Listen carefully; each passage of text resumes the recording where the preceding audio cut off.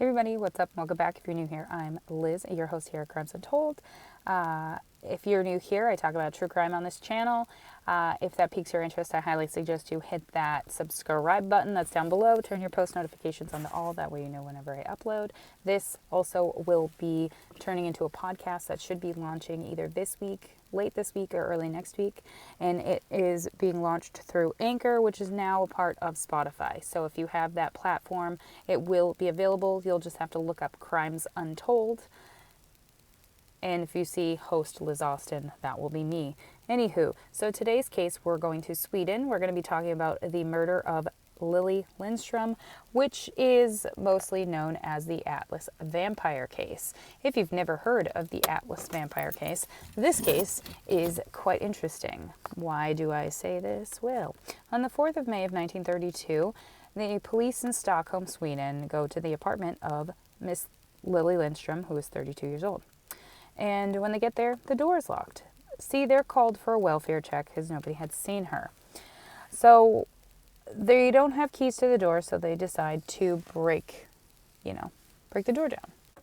When they break the door down, they go inside and they discover Lily. She is face down, dead on her bed, and she is naked. It is believed that some sort of sexual activity had occurred due to, obviously, her being naked, but some other things as well. There's some kind of weird stuff that they find in the apartment. So they find a ladle, like a soup ladle, if you don't know what that is. It's mainly for soup or like sauces.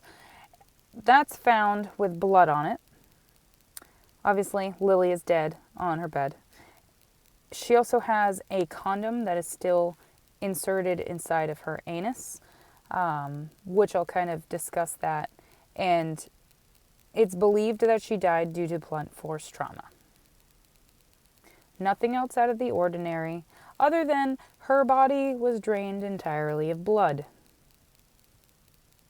I know, right? Hence why it's called the Atlas vampire case.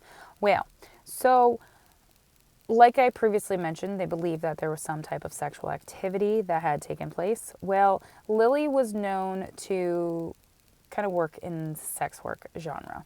And she was known to entertain the Johns in the area. That's what they were called. And the last time Lily was seen alive was from her neighbor. This was Minnie Jansen, who's also a fellow prostitute or sex worker. She was 35 years old. Jansen said and told the police that the last time she saw Lily is when Lily stopped by her apartment a few days prior to her murder and the discovery of her in order to get some condoms from her. You know, you got to be safe, right? So Minnie said that it was common for Lily to come down to her door while she was naked, which I find really strange, but people sometimes are very okay with nudity.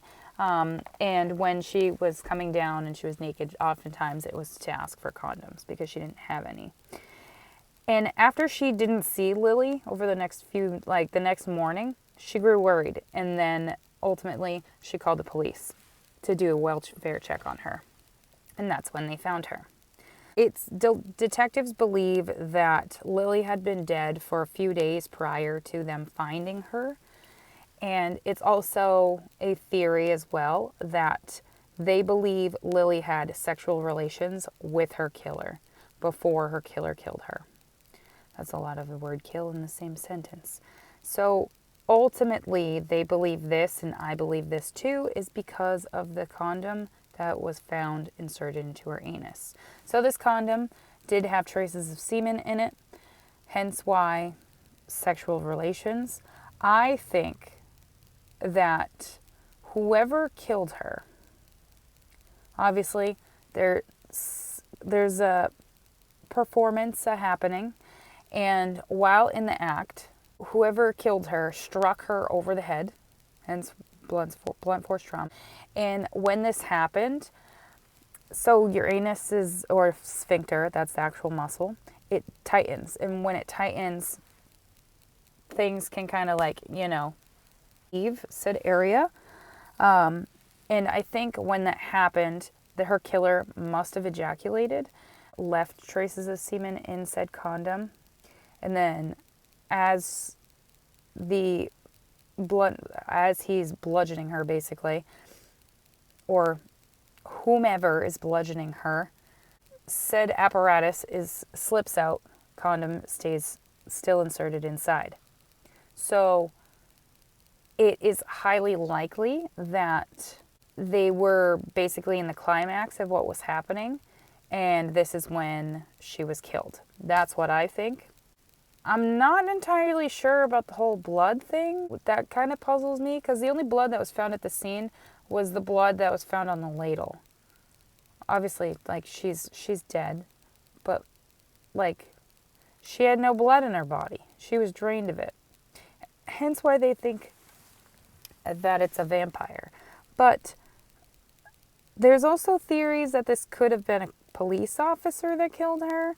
So if the police officer arrested her, it could be entirely possible that she kind of used a ruse to sleep with the police officer in order for him to not arrest her for sex work or prostituting, just to save her. Entirely possible that this same police officer also killed her as well. But I mean, it's kind of strange. That and basically all the suspects they have are all the Johns that she may or may not have slept with in Stockholm, in this Atlas, like, in the neighborhood she lived in, which is Atlas.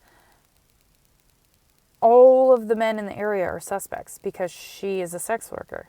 We don't know who she slept with or not. We have no idea. So it's one of those things where it's really hard to conclude what happened. I will say there was items that included some items that were taken from the scene, obviously then with other things that were taken from the scene. So there were some old condoms, saliva samples, and hair sample that was taken from the scene, because they did find saliva that must have belonged to the killer on her body, specifically on her neck, which then that would kind of go hand in hand with the whole vampire thing. But I'm not entirely sure if they found actual puncture wounds. If they found puncture wounds, then it would be plausible, but vampires aren't real. So yeah. The other thing that they found odd too is that her clothing was found neatly folded. There was a little blood evidence, so like very minimal blood evidence. Clothes were neatly folded. Like, they believe that the killer probably cleaned up, neatly folded her clothes, and then just left. I don't know. It's kind of weird. It's kind of weird. So this is going to be really disgusting that I'm going to say this, but so the most interesting thing when I was reading different articles about this, so the act of killing one while in the act of anal sex and bludgeoning them from behind is called a donkey punch. I died laughing while I read that, because some of the articles did write that she died via a donkey punch, and I was just like, what the fuck is that? And then I thought about it. I was like, oh, that is so that's so terrible. Like, that's in actual correspondence about this case. But anywho, that, my friends, is the case of the Atlas vampire. I hope you guys enjoyed, and I will see you guys in my next video on Friday.